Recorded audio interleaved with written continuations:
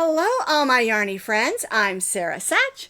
Welcome back to my crochet channel, and welcome to another edition of this or that and sometimes the other thing. So what is the this or that or the other thing video?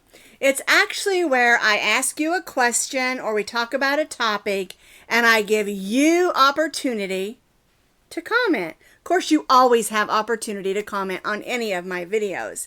I love to read your comments, and remember, there are no wrong answers. All of our thoughts and opinions are important. We don't all crochet or do our fiber art the same, and it's fun to learn from each other. I have really learned a lot from all of you, and I hope that you've learned a lot from each other. Well, today our topic is this. Do you take your crochet on vacation? Yes or no?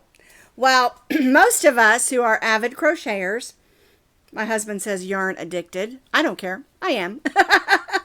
I always take a crochet project with me.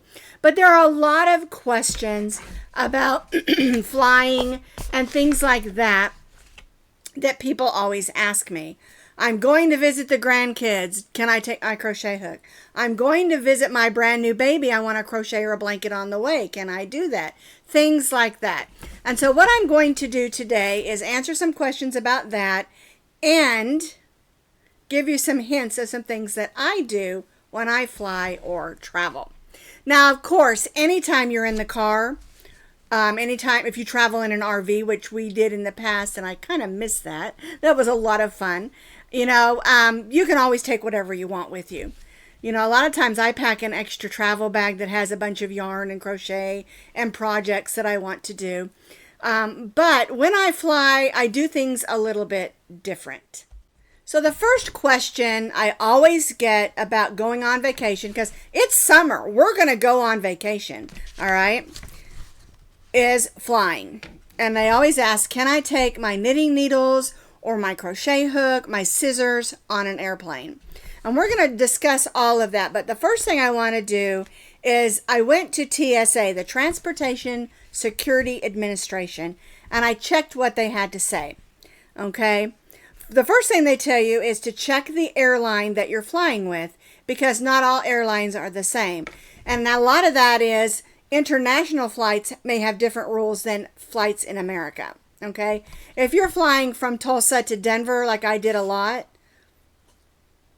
I always took my crochet hooks and I always bought like the little small school scissors and things like that. I never had an issue. But when we were going to take our Alaskan cruise, we were going to be flying. It's not really out of America, but it is, you know, Alaska is still America. And you know, and I wanted to make sure that I did everything right because we were flying to Anchorage and then taking our Alaskan cruise from there. And so I wanted to make sure that I wasn't doing anything wrong. Years ago when we lived in Germany and we flew all over Europe, we drove all over Europe, but we flew back and forth from America to Germany several times. You know, rules are different, okay? And so you need to contact the airline that you're flying with. So I went straight to the source. I went to the web page for Transportation Security Administration, TSA. Okay, and these are the recent ones that I found. And this is what it says.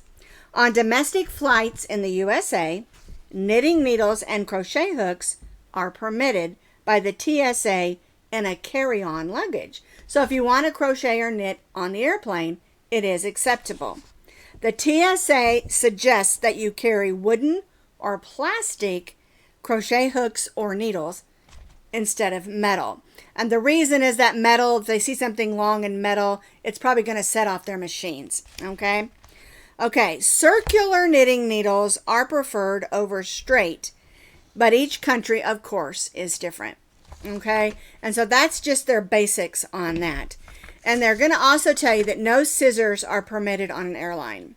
And I got a solution for that, so don't panic. Okay?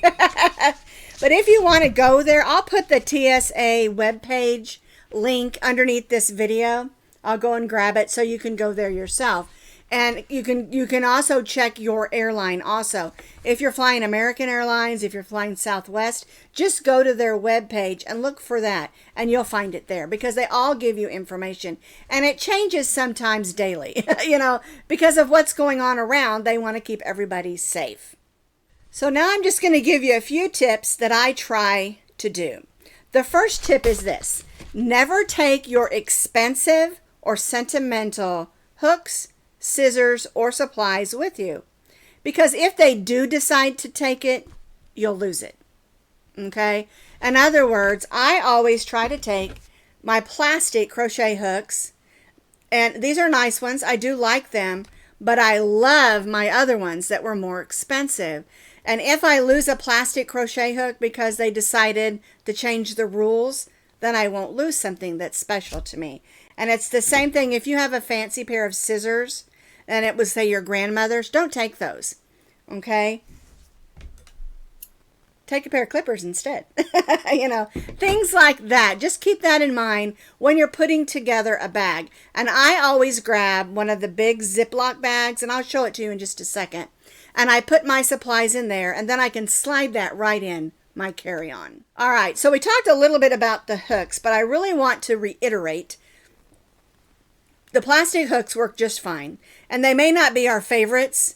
And when I say plastic, I mean the inexpensive, not your expensive ones, because they're less likely to take those.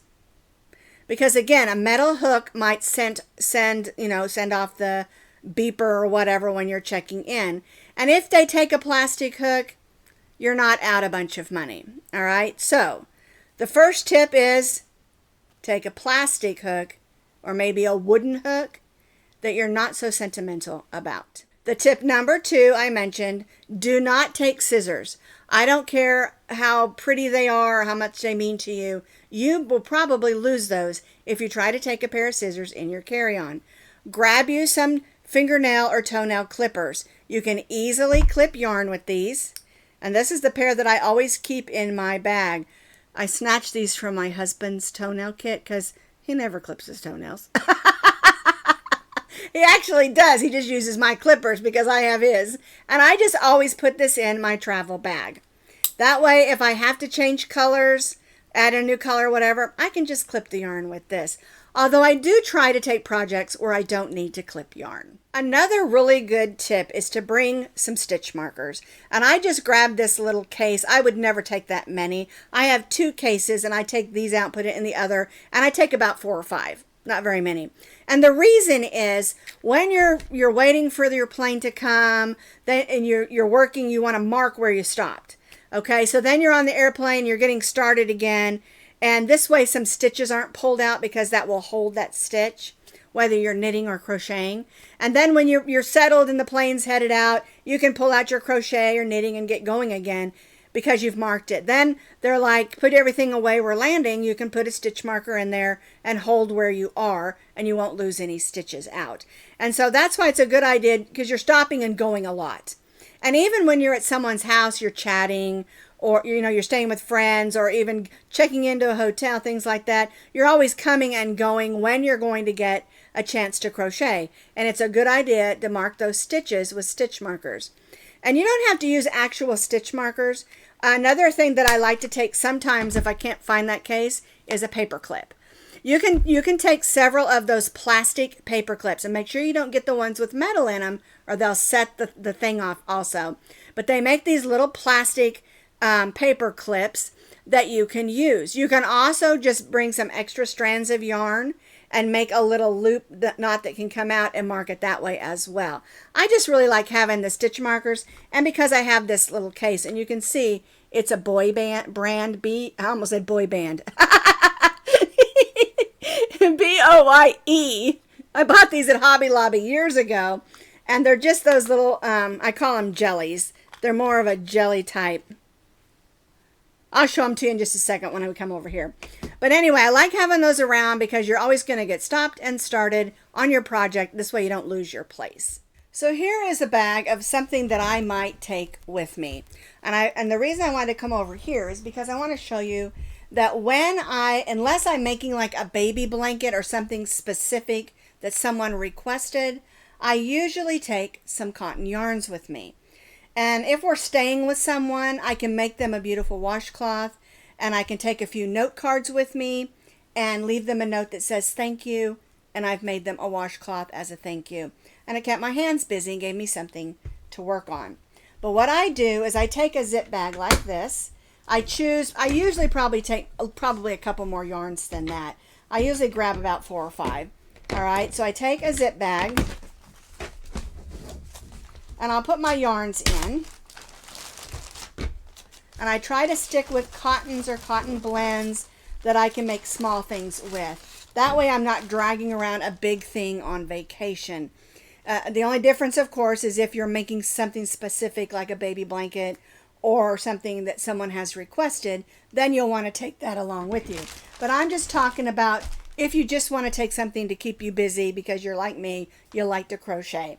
Okay, then on the top here, I'll just put my stitch markers. I'll put a couple of plastic hooks. I dropped my red one, hang on.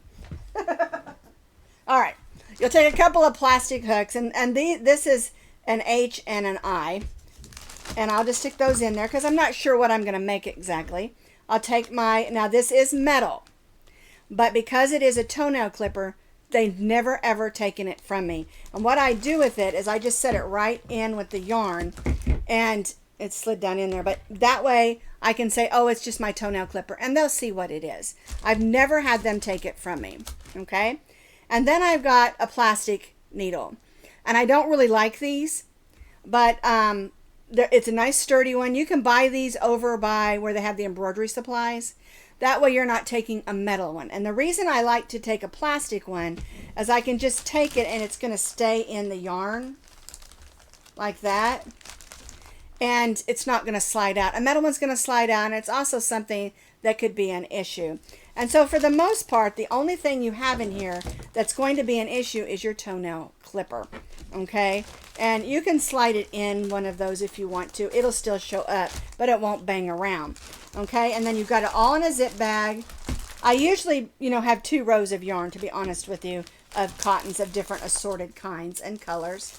And now I have this, and I can just slide this right in my carry-on. The only other thing I would suggest when it comes to this is, like, I've got several different, like I usually have 6, small balls of cotton. Or if I'm doing a project, I have maybe 2 skeins of yarn. But anyway, prepare your yarn. In other words, go ahead and try to find that center. That's why you saw those strings hanging out, because I've already pulled it out so that I found the center so I don't have to dig for that while I'm sitting on the plane. Okay, and that's a really good idea. You might even remove the wrapper. I don't, but a lot of people like to go ahead and just get rid of the wrapper. I keep it that way I remember, what I made it out of. But just make sure your yarn's prepared and ready to go. Sometimes I might even start the beginning of it, like if you're supposed to chain 25 and single crochet across, I'll go ahead and do that. So I'm not sitting there on the plane trying to count. Another thing I do like to stick in my bag that I forgot to show you is a tape measure. It's a good idea to have that with you. And I have a bunch of these. This isn't one I've had for years. When the crochet dude was putting out big sets of things, I got it on clearance at Michael's. So I'm going to put this one in my travel bag as well. And it's a good idea to have that tape measure there. That way you can make sure what you're making is coming out to be the right size. Because when you're stopping and starting a lot, even though you're using the same yarn and the same crochet hook, sometimes, your tension changes. Especially if you're excited about a trip or maybe dreading a mother-in-law trip. So the last thing I just really want to mention is what I do is I go ahead and download from wherever I'm getting the pattern from and print it off. And then I'll fold it in half and stick it in that bag. I'll do that, or I'll download it onto my iPad, and then I can just open up my iPad, because I always take my iPad with me when I travel. And you can do that on your phone as well and have the pattern. But if you're worried about not having it, like maybe for some reason your phone's not working right, or my iPad decides it didn't want to stay charged or something, or I don't have time to charge it, you can always print off the pattern ahead of time, fold it in half, and stick it in there. And it's a good idea to have a pencil with you so you can mark off your rows, as you go. And so that's another thing that I would do as well. All right, now the last thing I want to mention is that I almost always have an idea in mind of what I want to make when I go on vacation. And it is usually either washcloths or hot pads or things that are small like headbands. I like to make those out of cotton and things like that that we can use. And also make nice gifts if you want to give them to someone who was very nice to you. A lot of times if we stayed, because we stayed in a lot of military hotels in Germany and in Europe, and also when we went to Hawaii, we stayed in the military hotels and houses and things. And I would like to leave a thank you note.